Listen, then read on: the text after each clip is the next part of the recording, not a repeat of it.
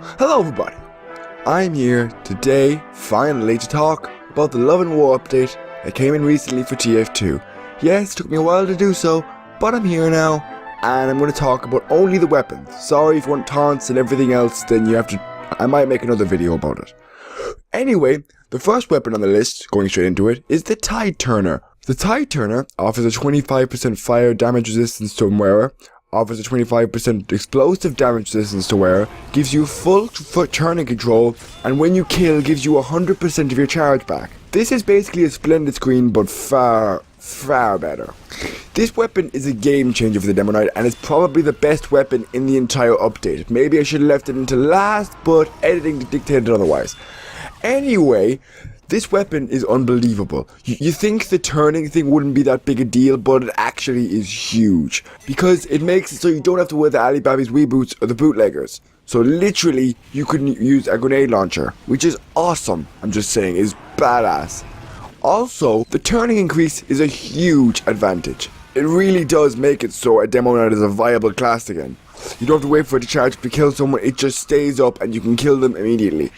Another place where this weapon shines is in fact with half Satoichis or Islanders. Weapons that stack mostly, like half Satoichis always give you your health back and Islanders let you stack up kills and get more and more health. But with the Tide Turner's instant recharge ability, it makes both these weapons far more effective.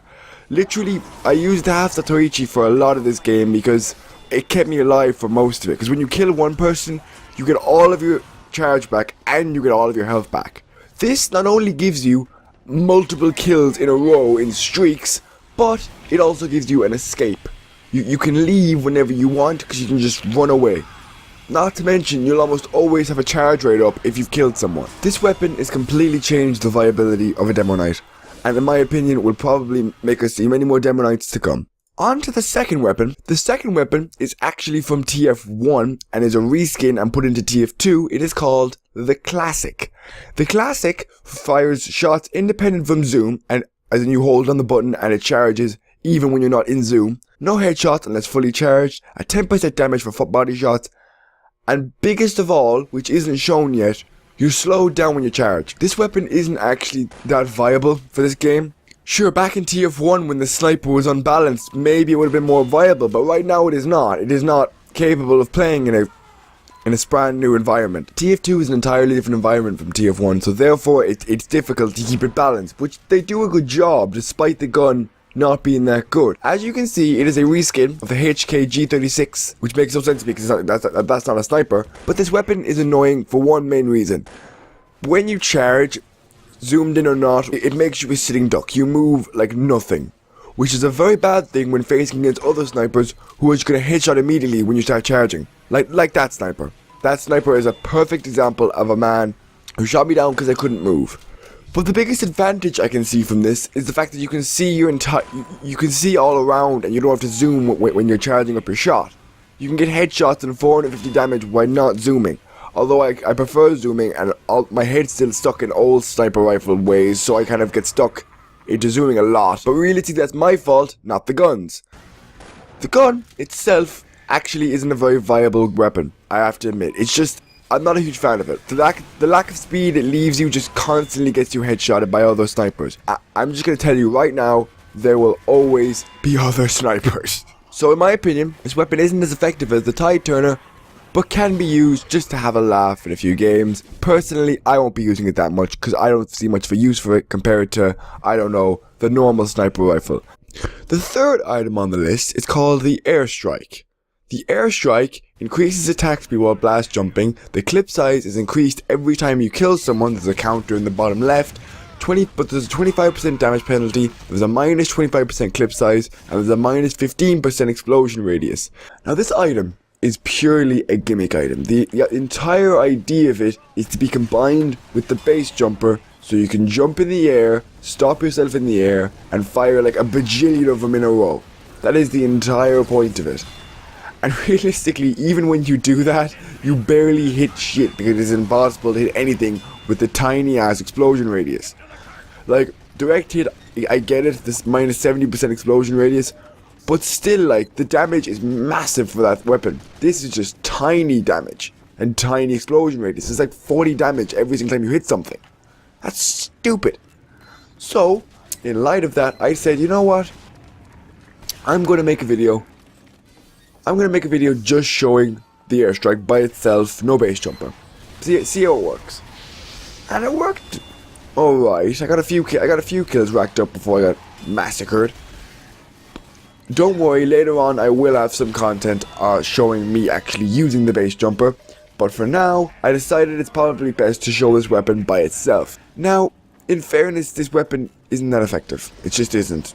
Even with the base, I imagine even with the base jumper it wouldn't be that good. It's just difficult to shoot anything. It's a bit like the direct hit, but there's no huge payoff if you actually hit someone because the damage is way smaller. Now, where this weapon actually shines is when you start racking up kills. By the end of this first round, I think I get about 6 or 7 kills.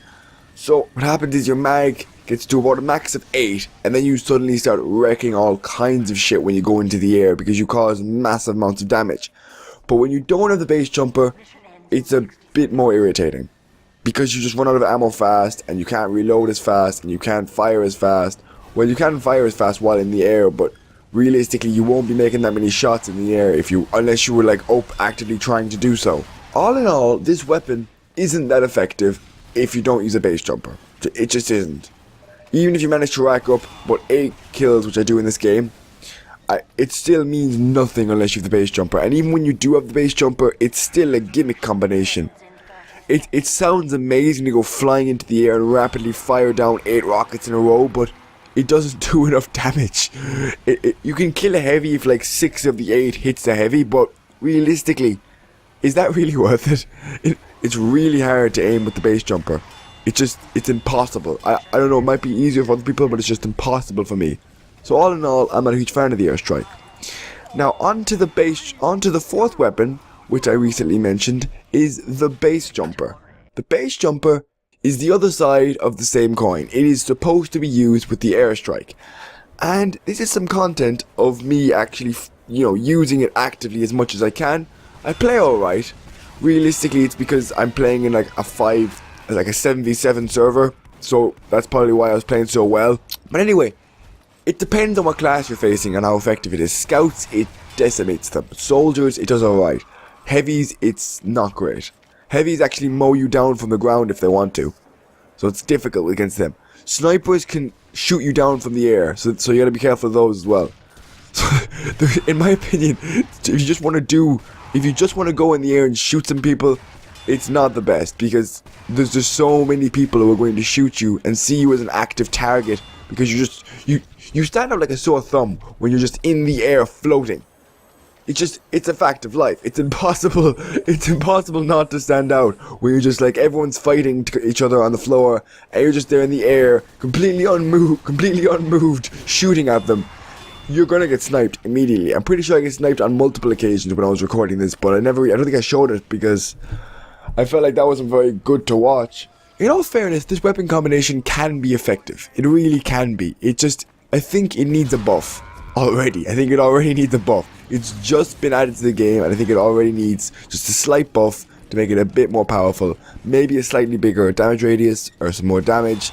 Because right now, it doesn't do enough damage for what it is.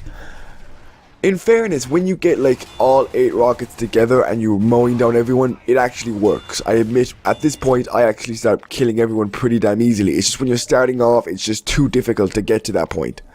Because you're just floating around in the air hoping that everything will work out for you, and usually you get shot down in the air because people just go, oh my god, look at that.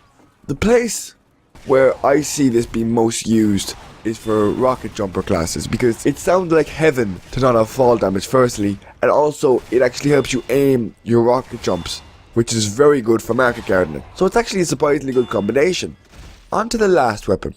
Possibly the best left for last. I don't know. It's not great. It's alright. It's called the Backscatter. In my opinion, it is basically the back burner, but for the scout. But it's not as much of a new weapon because there's weird disadvantages. You get mini crits every single time you shoot someone from the back. So it's a bit like the back burner, but instead of crits, it's mini crits. Your clip size is 34% smaller. You don't get random critical hits, and you're 20% less accurate.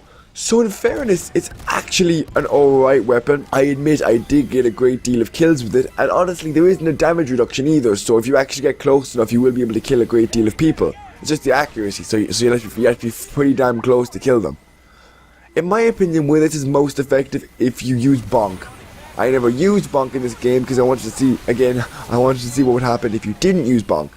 And it was still alright. People are surprisingly unnoticed towards you if you just go a little bit left and suddenly they're like, oh shit, where did this scout come from? And suddenly I'm shooting them in the back and they're pretty much dead. And that is basically the only situation where this weapon is useful apart from bonk. Because bonk, you can use it, you can go flying back to the spawn and come running back up and kill all of them from behind because you'll just be doing constant mini crits one after another. That is by far the biggest use for this and will be where it's most effective. It's probably a troll weapon in that case. I'd say it's a troll weapon, but I can actually see it being used in the future. Unlike the Tide Turner, it's not going to be used as an actual substitute for anything. I doubt anyone would pick this over the actual scattergun or the Babyface's blaster or any other weapon that's in the game right now. It's just not that effective.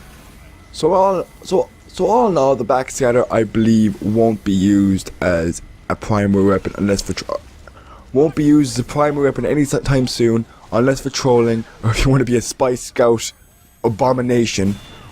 Then knock yourself out. Otherwise, I wouldn't recommend it. Anyway, that's it. Some weapons were more useful than others, i.e. the Tide Turner being far more useful than the airstrike, but all in all, this was a great update. It really is nice to see that Valve are still actively taking weapons from the community and keeping it going, because that's what's keeping this 7-year-old game alive in the end of the day. So I'll see you guys next time. If you like what you saw, feel free to see more. If you didn't like what you saw, then I won't see you guys next time. Feel free to like and subscribe. Bye.